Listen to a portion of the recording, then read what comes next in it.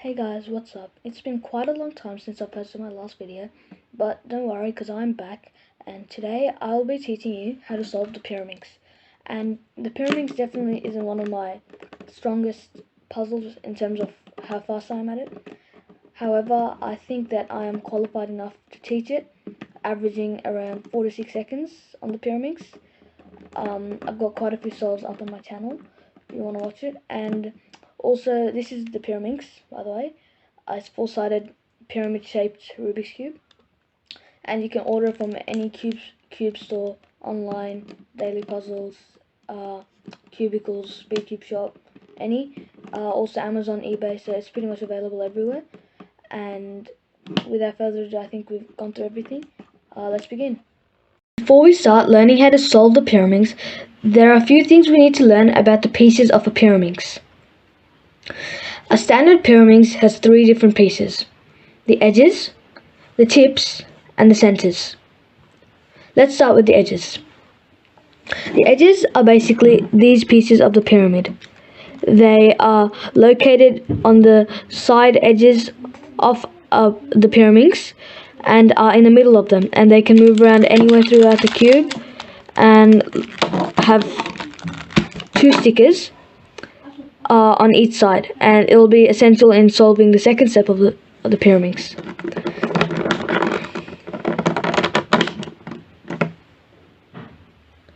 Next, we have got the centerpieces. Now, the centerpieces are these parts of the Pyraminx.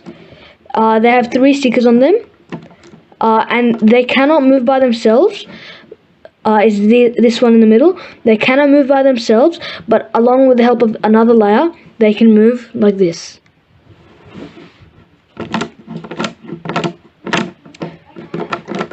And now, for the final part of solving the pieces of a Pyraminx, it is the tips.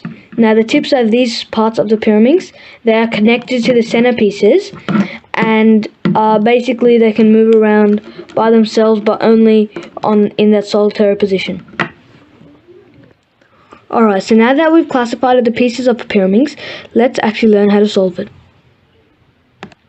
Alright, so I've scrambled the Pyraminx like this, and what we're going to do now is the first step, which is making all the coloured stickers on the centerpieces in one place. So how we do this is by essentially what we're trying to get is this. So see, all the blue centerpieces are on one side, so it's the same thing for the green, red, and yellow. So I'm gonna re-scramble it back into its original position, and we're gonna walk through this. Alright, so now you have the choice of choosing any color of the Pyraminx of your liking, and I'm gonna choose the color blue because it's my favorite color. So let's just choose any random blue centerpiece. So I'm just going to choose this one right here. It's blue, it's got the yellow on the side and the green here. So 3 colors are blue, yellow, and green. The first thing that we're going to do is just match it with the tip. So we just move the tip in whatever direction it needs to be moved into. It's pretty intuitive. And we can see that the yellow matches with the yellow, green with the green, and blue with the blue. And that makes it a whole lot easier for us to solve. So now what we have to do, we have a choice. So we've got the blue here already. We need to choose between a yellow and a green. So I'm going to choose green. And what we have to do now is find another centerpiece. So there are 4 centerpieces on the Pyraminx. We need to find another centerpiece with blue and green on it. So let's look around. This one is a centerpiece with blue, but it has no green. See, it's yellow and red. So that's not the one, and here it should be, because there's a blue here, there's a green there, and there's a red, and we just need the blue and green. So basically all these stickers here, which I'm pointing at, blue, green, and red, they are of the same centerpiece. Because if I move it like this, they're of the same piece, they're connected to each other, and they're of the same piece. So what we're going to do now is we need to make, let's move the tip first, so it all matches, green, green, red, red, blue, blue. We need to move this centerpiece to over here, because we want this blue to be here on this layer. This is what we're going to call the blue layer, but we also want the green to match up with the other green centerpiece, so it's going to have to go here. It can't go here because the blue won't be on this side, this space or this space, so it has to go here. How we do this is we can first move this around like this, so we move it around like that. This is a very intuitive step. This is not something which can be taught, but over time you'll be learned how to move the pieces around. So we move this down, so we moved it back like this so that it's in front of us now. Now we're gonna move this entire layer, the biggest layer for Pyraminx, all the way down like that. And now what we see is this blue and this blue are on the same face, and this green and this green and this green are on the same face. See, this blue is matching, these blues are matching, these greens are matching. So we know that we've accomplished that right. And then now we have to do one last blue centerpiece, and normally that should already be in position for us. So I found it right here. All we need to do is turn it, and that is another very intuitive step. The whole Pyraminx is quite intuitive, so you should be able to learn that easily. Just move it around like that and you'll get it in position. And just move the tip like that, and now we've got an entire face of blue. And now for the last centerpiece, normally we just need to rotate it once and it should all be solved like that. All the centerpieces on the color are fixed in their appropriate position. So now that we've got this all sorted, let's move on to the next step, solving the edges. Now, as we discussed earlier, an edge has two colors on them. It can be blue, red, yellow, green, any possible combination on a Pyraminx, but they have two colors and it's off the same piece. See, the stickers are two different ones, but the piece is the same. Now you'll see why this is important in a second. Alright, now we're gonna keep solving that blue layer by inserting the edges into their correct position. So see, what I mean by correct position is, in this entire block over here, we've got two different color, yellow and blue. And this edge piece should have yellow and blue. And the yellow will be located here and the blue will be located over here. Now, we need to find a blue and yellow edge piece which can be inserted into here. So let's look around and we found it. This is an edge piece as we identified earlier, and it's got blue and yellow. So now, take this as a rule of thumb. When we have an edge piece, what we want to do is the color that is on the bottom of the layer which you are solving, so you hold the layer that you are solving first at the bottom like this, color that should be at the bottom, so in this case it'll be blue, should always be on the face, on the front, so it should be looking at you. So with the blue and yellow centerpiece, with the edge piece, we want the blue sticker to come on this side. So how we do that is take this blue and it'll come over here. See, now we've got the blue facing us and it's gonna come down here, and the yellow is at the back, but that's alright. We don't want it like this because the yellow is at the front, so that means once we do the move, it'll come down here. So that's not what we want. We'll move it back and the blue is gonna come down here. Now, how we get this down here is by performing an algorithm. An algorithm is a series of moves which in cubing helps us find the correct, insert something in its correct position or solve the Rubik's Cube as a whole. So, the algorithm for this is, I'll put the Rubik's Cube notation up, but I'm going to explain it simply with my voice.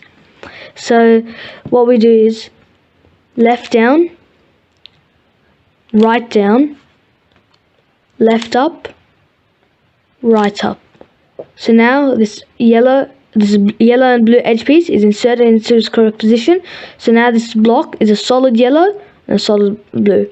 Now I'll just show that again. Sorry.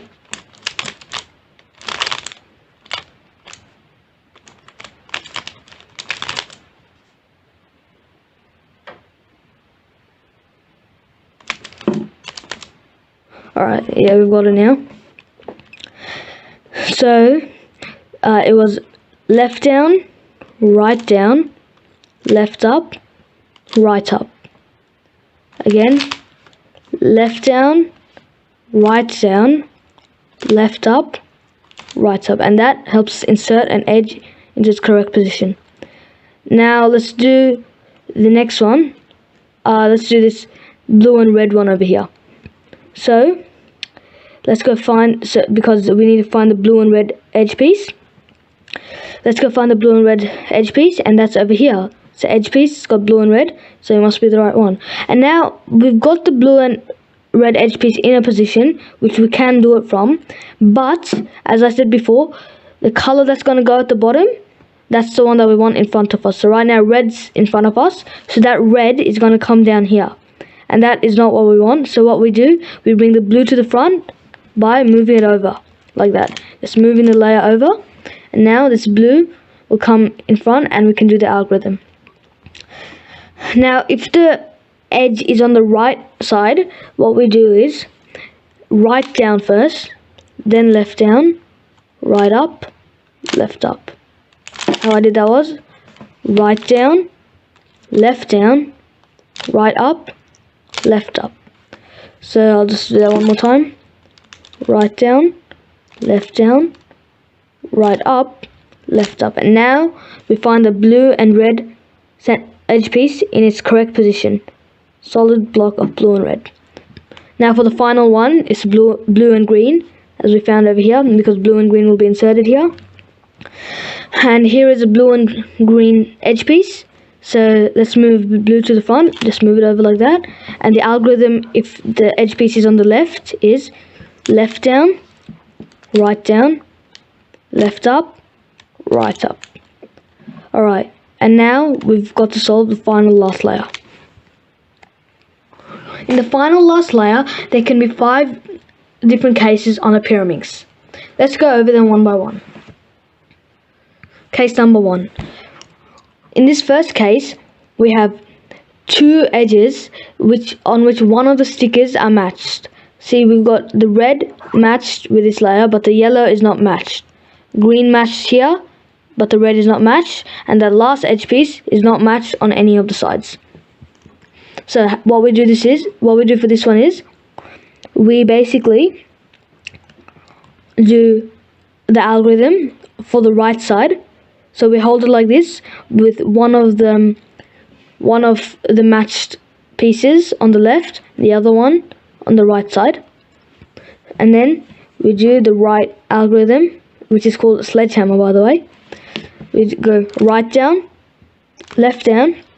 right up, left up, and then what we do is move this top part over anti-clockwise, move this left up, top part clockwise, and left down, and that solves the first case. Now the second case is just the first one flipped over. So we've got one matched on the right side and the other one matched on the left side over here. So we just hold it like this and we do it a left sledgehammer. So we go left down, left up, right up, and top part goes clockwise, right up, top part anti-clockwise, and right down. The second case is when the edges are in its correct position, except that they are flipped. So we've got the red and yellow in its correct position, but it needs to be flipped like that. And same with this one. So what we do here is a right sledgehammer, right down, right up, left up, and then we do top layer clockwise, left up, top layer anti-clockwise, and left down. The fourth case is when we have none of the 3 edges in its correct position and we need to rotate them anti-clockwise. So this edge will go back here, this edge will go back here, and this edge will go back here. So what we do is right down, top clockwise, right up, then repeat, top clockwise, right down, top clockwise, and right up. And the last case is the same, is the opposite of the last one is where same we've got 3 unmatched and they need to be moved clockwise. So what we do is right down, top anti-clockwise, right up, top anti-clockwise, right down, top anti-clockwise, and right up. Now that concludes our tutorial on solving the Pyraminx. Believe me, this will take a lot of attempts to get through, and I've tried to explain it as best as possible for you guys. And I hope that this helps, and remember that you should keep trying, keep rewinding this video if you need help, and good luck.